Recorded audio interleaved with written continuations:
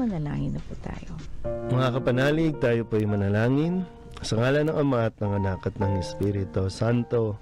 Amen. Ama naming makapangyarihan, maraming salamat po sa panibagong araw na ito, panibagong miracle sa buhay namin na kami po ay binigyan niyo pa ng pagkakataon na makahinga, huminga at magbigay ng hininga sa amin pong mga kapwa, lalo tigit ang mga kinakapos sa kanilang buhay.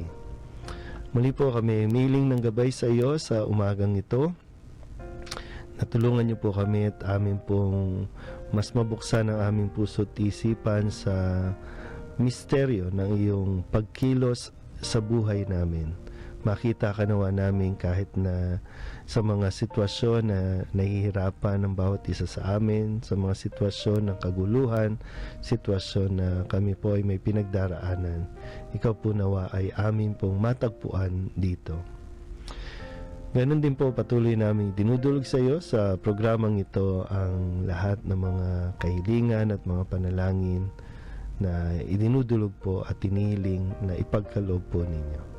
Ang lahat ng ito inihiling namin sa ngalan ni Kristo, ang aming Panginoon. Amen. Sa ngalan ng Ama at ng Anak, Espiritu Santo.